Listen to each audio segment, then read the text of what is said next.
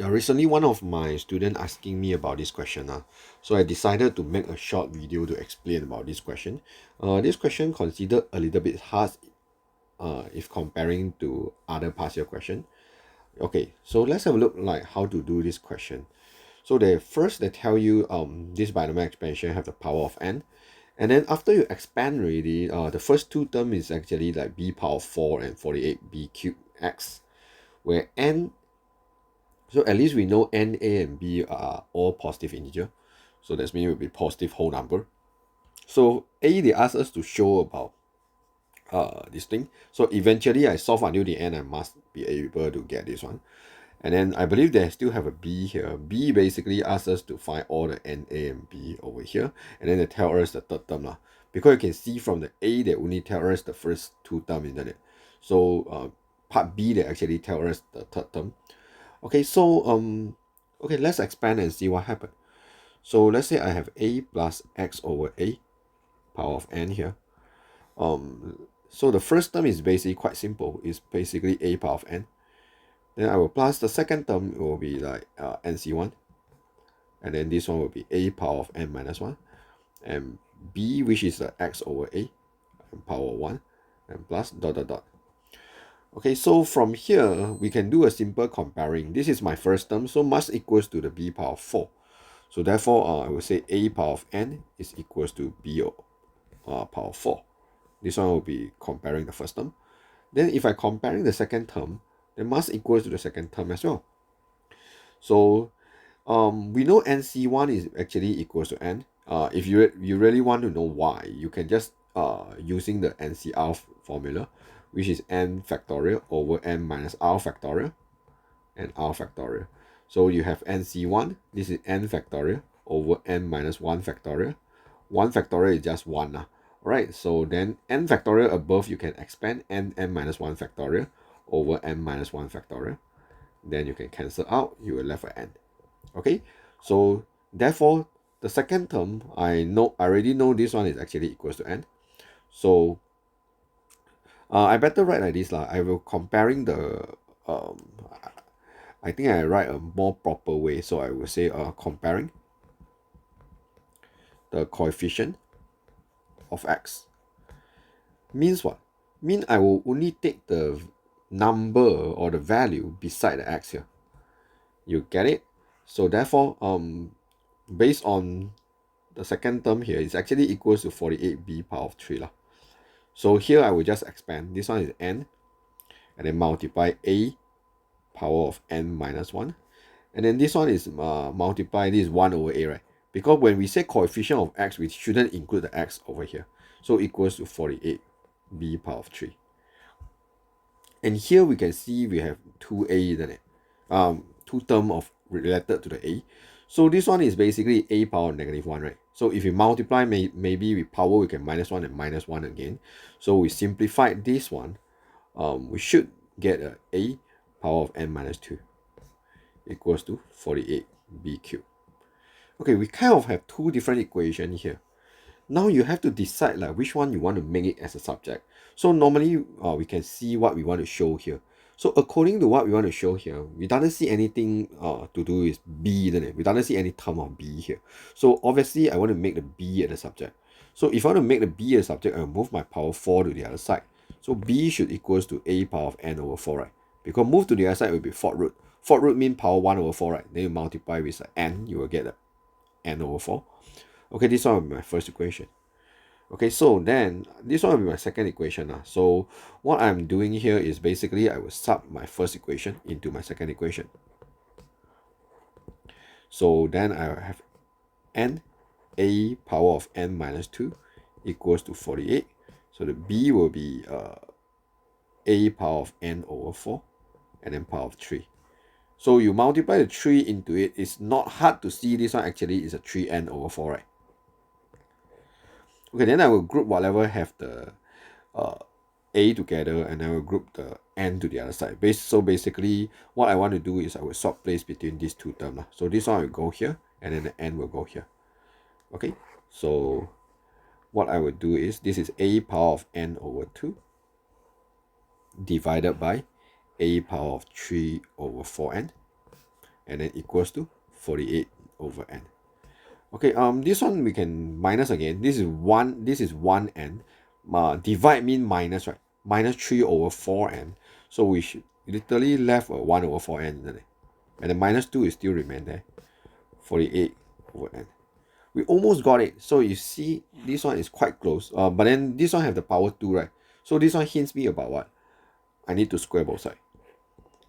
So if I square both sides, I should get the power 2 for both, right? So it should be 1 over 2n minus 4 equals to 48 over n square. I think this one pretty much what they want, isn't it? Yeah, exactly. N over 2 and 1 over 2n are the same. They will just bracket right shown. Okay, so it's not too hard, but then yeah, you kind of need to know how to expand a little bit about NCR and then do a simple comparing. Yeah, so I think overall should be fine. Okay, then we will move on to the next one. So over here, they will ask you to do about third term. So third term, just now we have NC1, so this one obviously is an NC2 for third term, right? And then you need to see what is your first term and second term, right? Your first term will be A, second term is x over A, right? So this one is basically A power of n minus 2. And then this one is x over A, right? Power of 2. And equals to 1056 b squared and x power of 2.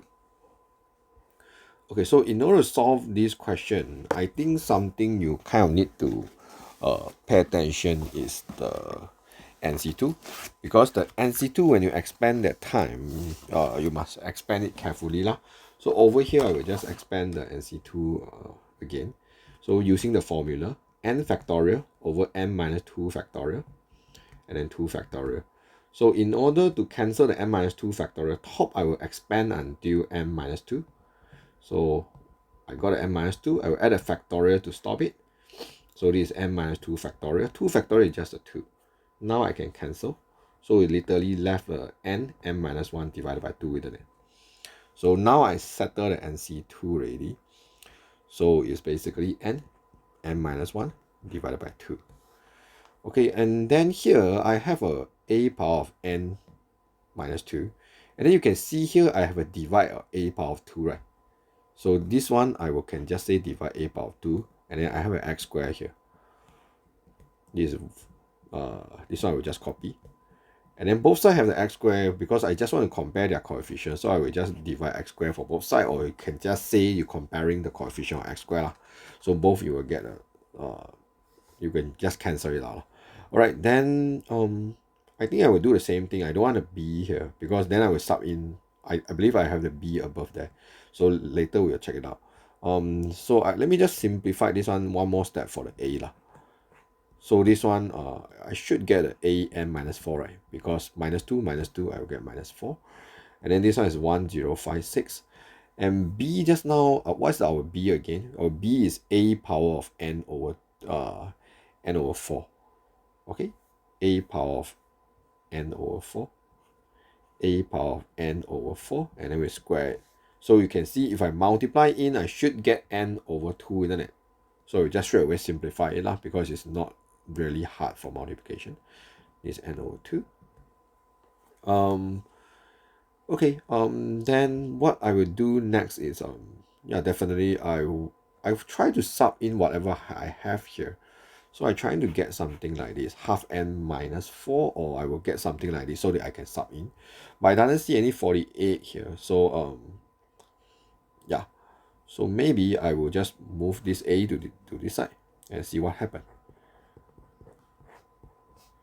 So this one is a power of n over 4 divided by a power of n over 2. Or you can think it's a half n equals to 1056. Okay, so this one is 1n minus, divide mean minus, right? Minus half n. So if I cancel this one, you should be able to get something like a power of n over 2 minus 4, isn't it? Because imagine 1n minus n over 2, you will get an n over 2, isn't it? Okay. So because of that, this one later we can sub into the thing we want to.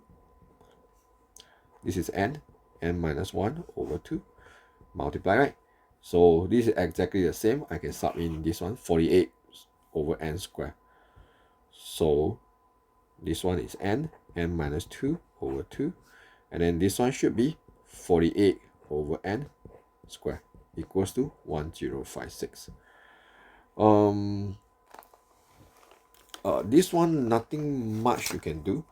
Basically, you just expand the 48 square. So yeah, you just type in the calculator. I believe this one you can use the calculator. This one is 2304 over n squared multiply n minus 1 over 2 equals to 1056. So n and n I will simplify. This is a reason why I don't want to expand the n and n minus 1. And then I think this number, yeah, the 2 you can simplify with this one, or you want to move to the other side, it doesn't matter. So maybe I simplify this one. So if I divide it by 2, I should get something like 1152. Okay, and then here still got one n, I will multiply here.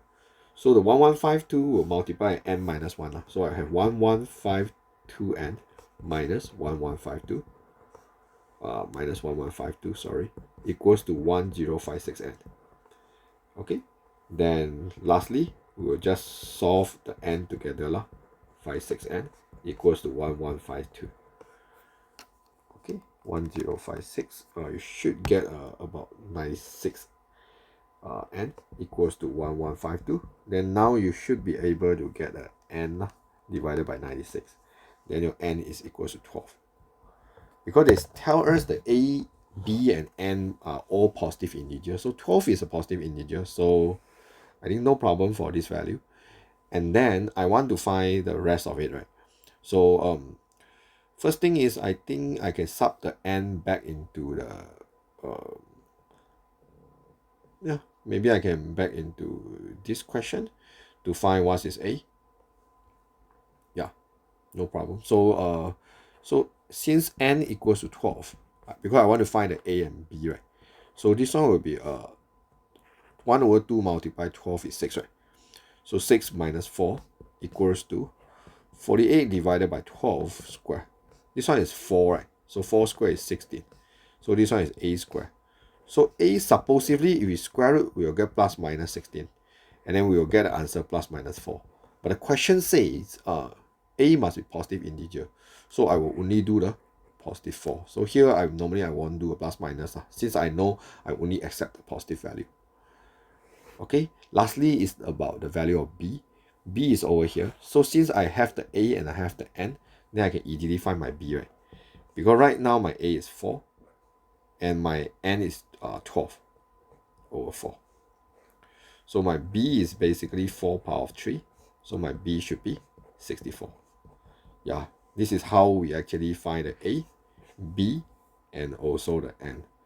So you can see this one total actually quite a lot of mark. You have 4 mark, I believe it's 4 and 6, right? It's not mistaken. Yeah, 4 mark for part A and 6 mark for the part B. Okay, so I hope this like about 13 to 14 minutes video can help you understand this kind of slightly more complicated kind of the binomial expansion question. Thanks for watching. I will see all of you again on the next video. Bye bye.